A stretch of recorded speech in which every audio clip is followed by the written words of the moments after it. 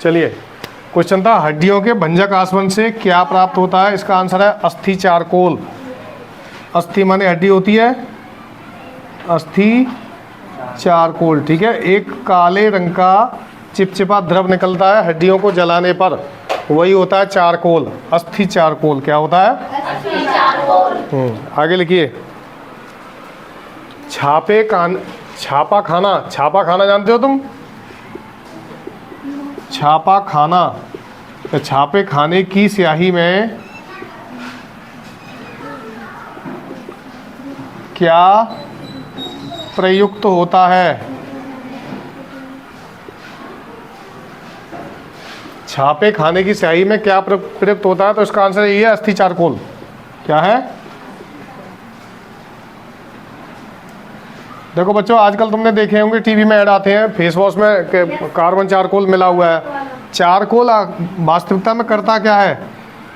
Charcoal जो है आसपास की गंदगी को अपने अंदर समेट लेता है। क्या करता है? गंदगी को एब्जॉर्ब कर लेता है, गंदगी को समेट लेता है। ठीक है, होता तो काला है एकदम, अगर काला हम चेहरे पे लगा ले तो चेहरा काला हो जाएगा, लेकिन वास्तविकता में होता ये है कि वो इधर उधर की जो गंदगी होती है उसको क्लीन कर देता है, उसको बोलते हैं चारकोल। अगला लिखें, कार्बनिक यौगिकों के पूर्ण दहन से क्या प्राप्त होता है? कार्बनिक यौगिकों के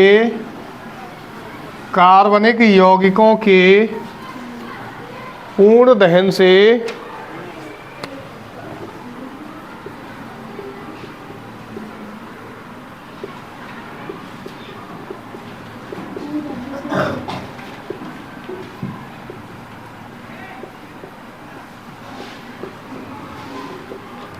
क्या प्राप्त होता है? आंसर लिखिए, CO। क्या नाम है CO का? क्या? Very good. CO carbon monoxide और CO2 कार्बन डाइऑक्साइड। मोनो माने एक मॉलिक्यूल्स, डाई माने दो मॉलिक्यूल्स। ऑक्सीजन के एक मॉलिक्यूल बढ़ गया। अगला लिखें, किसका कैलोरी मान सबसे अधिक होता है? किसका कैलोरी मान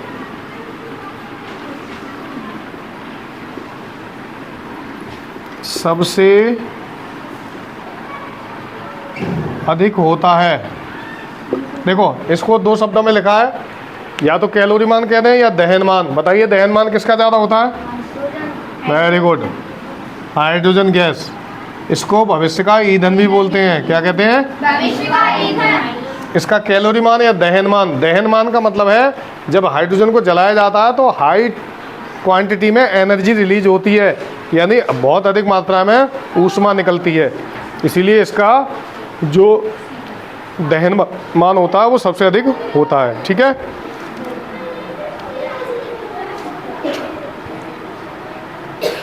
चलो दो चार क्वेश्चन इसी में ऐड कर देते हैं नए, हालांकि दूसरे टॉपिक से हैं लेकिन फिर भी एक वीडियो में कवर हो जाएंगे।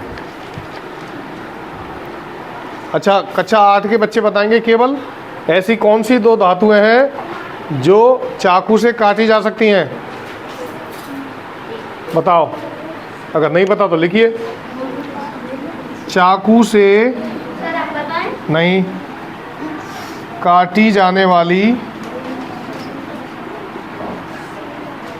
धातुएं। Answer sodium potassium, Na&K। Sodium Na का प्रतीक है और पोटेशियम का K है। ठीक है, ये दोनों मुलायम धातु होती हैं। और यहीं पे एक क्वेश्चन अगर लिखना चाहे तो आप लिख सकते हैं, साधारण जल से तीव्र क्रिया करने वाली धातु कौन सी है? सोडियम। साधारण जल से तीव्र क्रिया करने वाली धातु है सोडियम। कौन सी? सोडियम को अगर पानी पे फेंक देंगे तो पानी ब्लास्ट होगा, बहुत तेजी से आग लग जाएगी। ऑक्सीजन के साथ क्रिया कर जाती है वो, पानी में भी ऑक्सीजन और बाहर भी ऑक्सीजन, तो वो कंबस्टन होने लगता है। अगला लिखें। अच्छा, इस वाले क्वेश्चन को भी कक्षा 8 वाले ही बच्चे बताएंगे। रूम टेम्परेचर पर यानी कमरे के तापमान पर कौन सी धातु द्रव अवस्था में रहती है? ब्रोमीन नहीं है, मरकरी पारा, वो है मरकरी या पारा। पढ़ा करो बच्चों, ऐसे काम चलेगा नहीं। ठीक है, लिख लो इसको, जिसको नहीं पता वो लिख ले। कमरे के तापमान पर कौन सी धातु द्रव अवस्था में रहती है? दैट इज मरकरी या पारा। ठीक है, ये हाई डेंसिटी मेटल होती है। 13,600 किलोग्राम प्रति मीटर क्यू इसकी डेंसिटी होती है, घनत्व। क्या होता है? सबसे अधिक पानी से 13.5 गुना भारी होती है। अगर एक गिलास में 1 लीटर पानी आता है, कितना? 1 लीटर, तो पारा आ जाएगा 13.5 लीटर, 13.6 लीटर पारा आ जाएगा उसी गिलास में, क्योंकि ये मेटल है और पानी कैसा है? द्रव। ठीक है, ये द्रव दिखती जरूर है लेकिन है धातु। क्या है? अच्छा, धातुओं का गुण बताओ, एक क्या होता है धातु गुण? तार बनाए जा सके और तन्यता हो और धातु किसे कहें? जिसमें धात्विक चमक हो। धातु का स्पेशल गुण होता है कि उसमें धात्विक चमक होती है। किसी भी सरिया को जब काट के देखेंगे तो अंदर सफेद सी निकलता है, एकदम चमचमाती हुई। देखा है? तो कोई भी धातु हम घिसेंगे, जैसे काला एक लोहे का टुकड़ा है, उसे घिसेंगे तो चमचमाने लगता है, तो उसके अंदर धातु की चमक होती है। ठीक है, कमरे के तापमान पर रूम टेम्परेचर कितना होता है बच्चों? 32 डिग्री सेंटीग्रेड। 32, 37 मनुष्य के शरीर का तापमान है। अगला, ये मैंने कल पूछा था, 8th वाले बच्चों के लिए फिर क्वेश्चन है। ऐसी कौन सी धातु है जिसमें पिटने की सबसे अधिक पावर होती है? सोना, यानी गोल्ड, और हम भी बोलते हैं इसे। ठीक है, देखो कभी आपने सोचा होगा कि सोना लिखा तो गोल्ड जाता है, गोल्ड, और इसका प्रतीक AU क्यों है? जाको तो जी होना चाहिए था, जियो, है ना? क्योंकि ये लैटिन भाषा में नाम है इसका, ऑरम, AURUM। ये लैटिन भाषा है। कौन सी है? हाँ, लैटरिंग नहीं, लैटिन।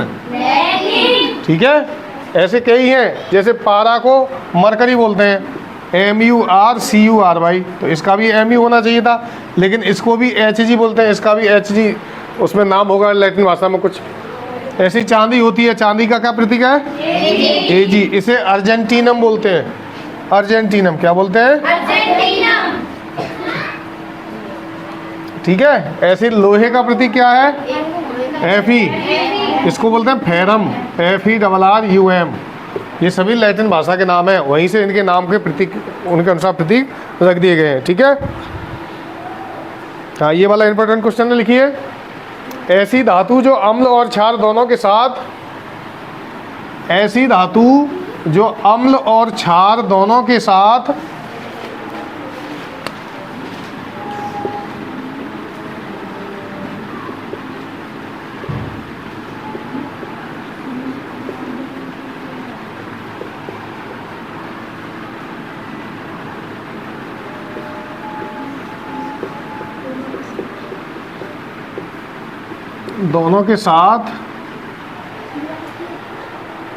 हाइड्रोजन गैस बनाती है।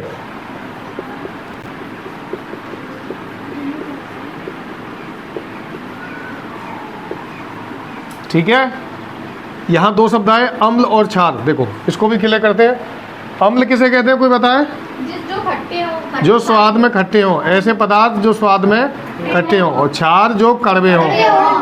ठीक है, अब इसको pH में अगर माना तो जिनका pH मान 7 से ऊपर हो वो कहलाएंगे क्षार, और जिनका 7 से कम हो वो कहलाएंगे अम्ल।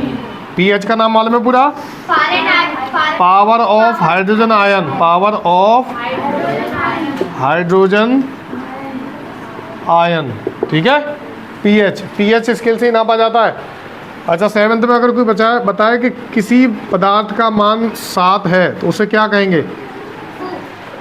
वो ना अम्लीय होगा ना क्षारीय, तो क्या होगा फिर वो? जल का मान उदासीन होता है 7, इसको बोलते हैं उदासीन। उदासीन का मतलब होता है उदास, यानी जो ना खुश हो, ना दुखी हो, और ना ही खुश हो। मालूम ही ना, कुछ बच्चे वो ऐसे होते हैं क्लास में जिनका मालूम ही नहीं पड़ता कि जो दुखी है कि खुश है वो। तो अगर विज्ञान की भाषा में कहें तो उनका pH मान 7 होता है, झंझट खत्म, वो उदासीन है। कैसा है? उदासीन। और अगर साइंस की भाषा में चले तो उदासीन वह पदार्थ होते हैं जो किसी के साथ क्रिया ना करें। समझ गए? लेकिन पानी जो है सोडियम के साथ क्रिया कर जाता है। तो इसका आंसर था एल्यूमिनियम। क्या नाम था इसका? एल्यूमिनियम। एल्यूमिनियम, जिसको हम साधारण भाषा में सिल्वर के बासन बोलते हैं गांव में, कि जी भगोना सिल्वर को, जी डेगचू सिल्वर की है। और सिल्वर माने होती है चांदी। क्या होती है? चांदी। लेकिन क्योंकि एल्यूमिनियम नाम कठिन है, इसलिए गांव वालों ने अपनी सुविधा के अनुसार उसे सिल्वर कर लिया है। ठीक है, एल्यूमिनियम। एल्यूमिनियम अम्ल के साथ भी हाइड्रोजन बनाएगी और क्षार के साथ भी हाइड्रोजन बनाएगी। ठीक है, तो ये कुछ महत्वपूर्ण प्रश्न थे विज्ञान से संबंधित। क्लास से भी मैं ये उम्मीद करता हूँ कि सब बच्चों ने सारे क्वेश्चंस लिख लिए होंगे। पूरे तन मन धन से आवाज़ को कैच करने की कोशिश किया करो। वैसे कैच करने जैसी चीज़ तो कुछ है नहीं, सुन लोगे तो तुम आराम से समझ में आ जाएगा। और जो बच्चे वीडियो देख रहे हैं वो वीडियो को पूरा देखें, एक एक प्रश्न को रिपीट करके सुने। और अगर हमसे कोई भी मिस्टेक हो जाती है क्वेश्चंस में तो कमेंट बॉक्स में ज़रूर लिखें। ठीक है, आने वाली परीक्षा के लिए एक और बार best of luck. Thank you very much. ऐसे ही पढ़ते रहिए। बाय।